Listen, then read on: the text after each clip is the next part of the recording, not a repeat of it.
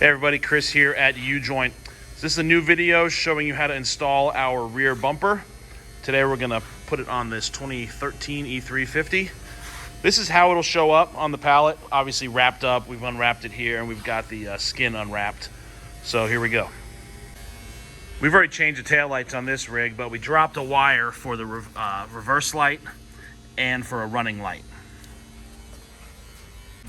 All right, now's where you're gonna need a few buddies, or you have to get creative to mount this thing. This is the steel frame. Be sure you drop your stock spare before you get to this stage. So what we're gonna do is hold it up to the frame horns, and we're gonna bolt up the 3 existing bumper holes.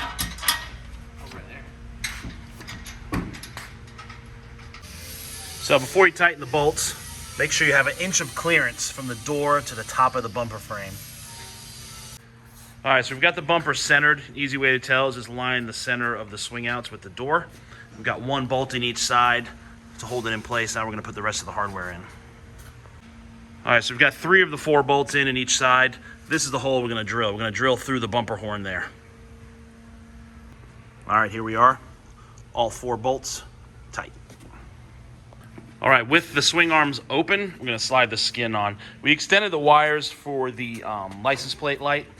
We also checked the polarity. A little pro tip on that one. For some reason, black is positive, white is negative on these little license plate lights. So we're gonna slide the skin over and then start putting hardware in the top and the bottom.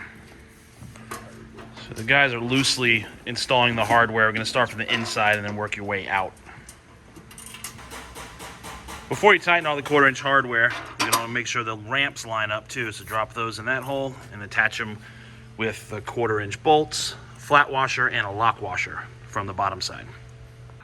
All right, our friend Neil is gonna show us how to adjust the latches now. With the latch hooked, you wanna snug this outer nut until it comes in contact with the barrel, then bring the inner nut out and tighten them against each other, then bring this nylock in to lock them all in place. Thank you. Okay, to mount the spare tire, you're gonna open the driver's side swing, and you're gonna loosen these support brackets and drop them down. All right, with our tire mounted, we're gonna slide the supports up and tighten them. Make sure you do that before you close the arm, otherwise you're gonna wreck the bumper. All right, here we are, except for wiring, of course. The rigid lights, you're gonna wire the red ring to the running lights, and the other wire to reverse, and the other to ground, obviously. If you got any questions, shoot me an email, chris@ujointoffroad.com. Thanks for watching. Have a great day.